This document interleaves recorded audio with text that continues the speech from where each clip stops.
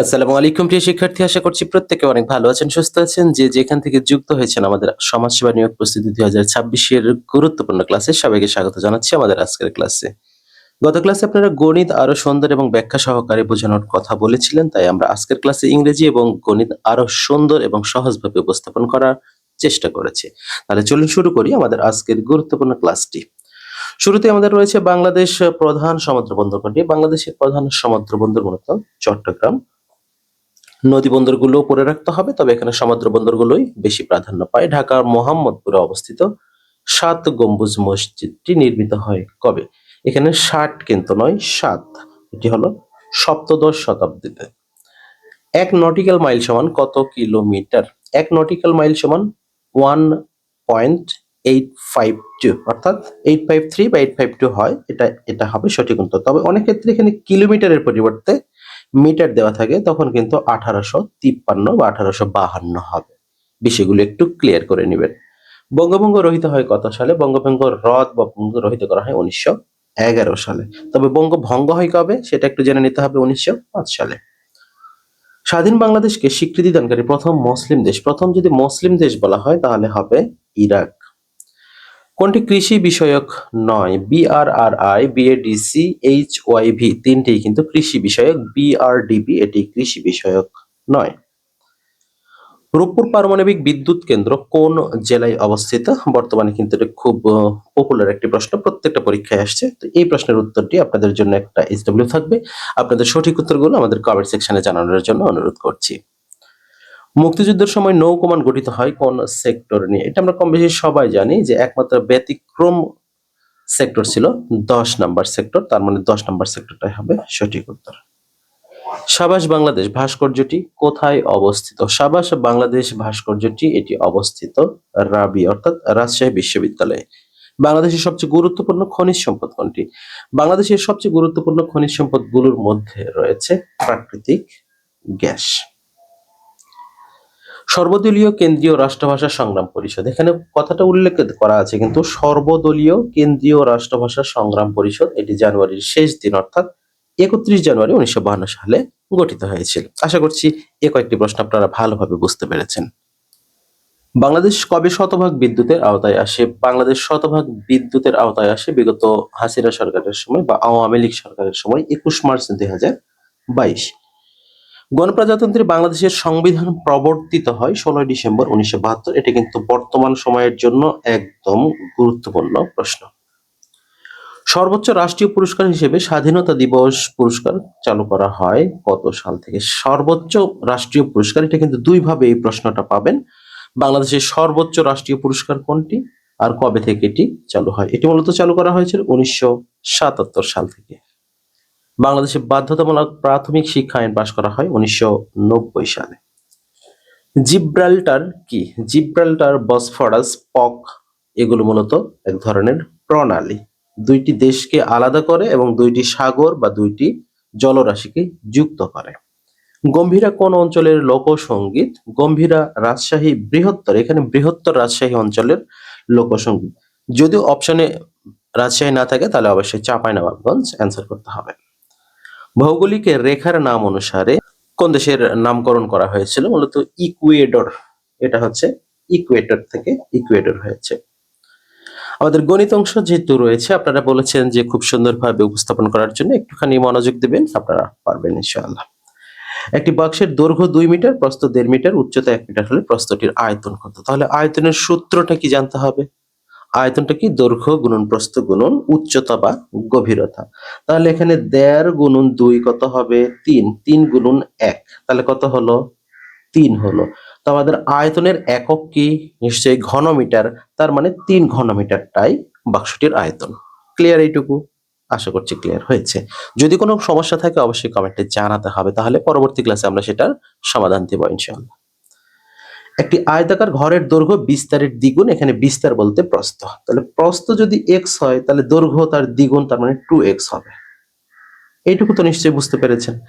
তাহলে এখন বলছে ক্ষেত্রফল যদি 512 বর্গমিটার হয় তাহলে ক্ষেত্রফল কত হবে? x আর 2x গুণ করলে কত হবে? 2x square. তাহলে 2x স্কয়ার সমান কত? 512। তাহলে 512 যদি হয় তাহলে এক্স স্কোয়ারের মান কত হবে? তাহলে 512 এই পাশে 2 আছে, এই পাশে 512 কে আমাকে কি করতে হবে? ভাগ করতে হবে। তাহলে 512 অর্ধেক কত হচ্ছে? 256 হচ্ছে। তাহলে আমরা এখানে একটু করে নিই যে 2x স্কোয়ার ইকুয়াল টু 512। তাহলে এখানে এক্স স্কোয়ারের মান হবে 2 দ্বারা যেহেতু ভাগ করলে কত হবে? 256 হবে। এবারে আমরা এক্স এখানে রুট ওভার করে দিলাম, তাহলে 256 যদি আমরা বর্গমূল করি তাহলে কত হবে? 16 হবে। তাহলে এখানে এক্স এর মানটা হবে 16। তাহলে এক্সটা আমরা কি ধরেছিলাম? বিস্তার ধরেছিলাম। তাহলে এক্স অর্থাৎ প্রস্থ যদি 16 হয় তাহলে আমাদের দৈর্ঘ্য কত হবে? 32 হবে। তাহলে এখানে 32 যোগ 16, যেহেতু আমাদের কি চেয়েছে? পরিসীমা চেয়েছে, তাহলে আমাদের 2 দ্বারা গুণ করে দিতে হবে। তাহলে এখানে 6 2 8, 3 আর 1 4 গুণন 2, তাহলে 48 আর 2 গুণ করলে যেটা হবে সেটাই। তার মানে 48 আর 2 গুণ করলে হচ্ছে 96। তাহলে এই 96টাই হচ্ছে আমাদের সঠিক উত্তর। আশা করছি বিষয়টা বুঝতে পেরেছেন। এবারে যেটি রয়েছে a square plus 1 divided x square equal to যদি 51 হয় তাহলে 1 আচ্ছা a প্লাস 1 ডিভাইডেড a এর মান কত?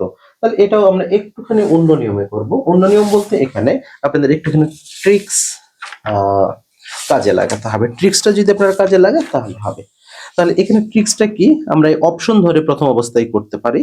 যেমন এটার সূত্র কি? এটার সূত্র হচ্ছে মান স্কয়ার মানে a প্লাস 1 ডিভাইড অর্থাৎ a plus b total square minus 2ab, যেহেতু ab কেটে দেবে তাহলে মান স্কয়ার মাইনাস 2। তাহলে মান স্কয়ার মাইনাস 2 করে কোনটার ক্ষেত্রে 51 হচ্ছে? 9 9 81 ভাগ 2 হবে না? 7 7 49, সরি ভাগ 2 না বিয়োগ 2, 7 7 49 বিয়োগ 2 হচ্ছে না? 5 5 25, তারপরে এখানে 3 থেকে নয় 7 7 49। আচ্ছা 7 7 49 যখন হচ্ছে তাহলে এই যে মাইনাস 2টা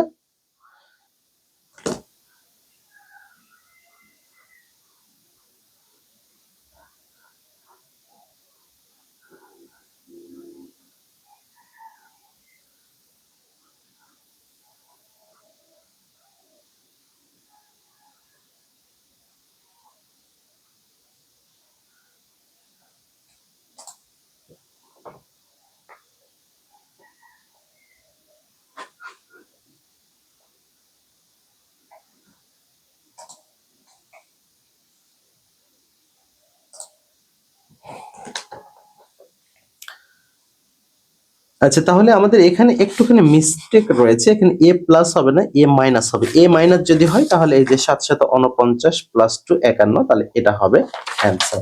যদি এখানে মাইনাসটা দেওয়া হয়, এখানে একটু মিসিং আছে, a মাইনাস হবে। নিচের ভগ্নাংশগুলোর মধ্যে কোনটির মান সবচেয়ে বেশি? আমরা একটু দেখবো 20 ভাগের 1 ভাগ, 16 ভাগের 1 ভাগ, 15 ভাগের 1 ভাগ, 12 ভাগের 1 ভাগ। এখানে একটুখানি সতর্ক দৃষ্টি দিলে দেখা যাবে যে প্রত্যেকের লব কিন্তু সমান। তার মানে লব যখন সমান হয় তখন হর যার বেশি ছোট হয় সেটির মানই বড় হয়, তার মানে ঘ নাম্বারটা সঠিক উত্তর। দুইটি সংখ্যার যোগফল 56 এবং এদের অনুপাত 3:1, এদের গুণফল কত?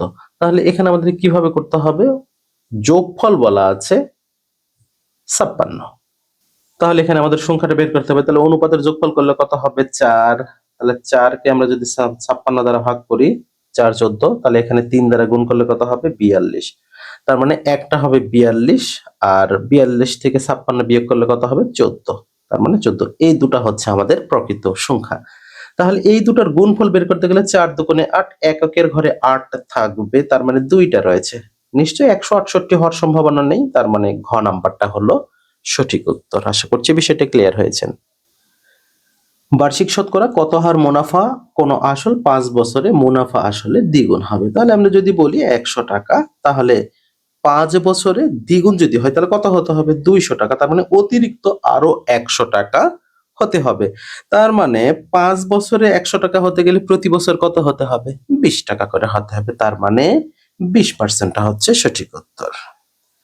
একটি দ্রব্য 380 টাকায় বিক্রয় করায় 20 টাকা ক্ষতি হলো, ক্ষতির হার শতকরায় কত? তাহলে এই দুটো যোগ করতে হবে। মোট মূল্য কত? 400 টাকা। তাহলে 400 টাকায় যদি 20 টাকা ক্ষতি হয় তাহলে 200 টাকায় হবে কত টাকা? 10 টাকা। তাহলে 100 টাকায় হবে কয় টাকা? অনলি 5 টাকা। তার মানে এখানে 5% ক্ষতি হয়েছে। টাকায় 3টি করে লেবু কিনে টাকায় 2টি বিক্রয় করলে শতকরা কত লাভ হয়? এটা চিরন্তন একটা অঙ্ক, প্রায়ই এসে থাকে, তবে বর্তমানে একটুখানি পরিবর্তন করে দেওয়া হচ্ছে, তবে সে ঘটনা সেই একই। তাহলে 3টা কিনে 2টি বিক্রয় করলে এটি হবে 50% লাভ। এটা আপনারা এইভাবে মনে রাখবেন যে পার্থক্য গুণন 100 ভাগ বিক্রয়। পার্থক্য কত? 3 আর 2 এর পার্থক্য 1 গুণিতক 100 ভাগ কত? বিক্রয়। কয়টি বিক্রয় করেছে? 2টি। 2 দিয়ে 100 কে ভাগ করলে হবে 50। আশা করছি বিষয়টা ক্লিয়ার হয়েছেন। tan থিটা সমান যদি 3 এর 4 হয় তাহলে sin থিটার মান কত? একেবারে ইজি। তাহলে tan থিটা sin থিটার মান আমরা কি, এই যে ল অভ ও লঘু এটা আমরা পড়ছি না? আচ্ছা, তাহলে tan থিটা কি? লঘু, অর্থাৎ লম্ব বাই ভূমি। তাহলে লম্ব যদি 3 হয়, ভূমি যদি 4 হয়, তাহলে অতিভুজটা 100% 5 হবে। কিভাবে আমি বুঝলাম 5 হবে? কারণ ওই যে সমকোণী ত্রিভুজের সর্বনিম্ন অনুপাত কি? 3, 4, 5। তার মানে sin থিটার মান হবে লম্ব বাই অতিভুজ, অর্থাৎ 3 এর 5। আশা করছি বিষয়টা ক্লিয়ার হয়েছেন। 2, 6, 14, 30 ধারাটির পরবর্তী সংখ্যাটি কত? এখানে আমাদের দেখতে হবে যে আমাদের কোন প্যাটার্ন অনুযায়ী এখানে এগুচ্ছে। তাহলে 6, 2, 8। পার্থক্যটা যদি দেখি আমরা, 2 আর 6 এর পার্থক্য কত? 4। 6 আর 14 এর পার্থক্য 8। 14 আর 30 এর পার্থক্য 16। তার মানে পার্থক্যটা দ্বিগুণ গতিতে হচ্ছে। তার মানে পরবর্তী পার্থক্য কত হবে? 32। তার মানে 30 আর 32 যোগ করলে হবে 62, আর এটাই হবে সঠিক উত্তর। কোন সংখ্যার হাফ অংশের সাথে 6 যোগ করলে সংখ্যাটি 3 ভাগের 2 ভাগ হয়। তাহলে সংখ্যাটি কত?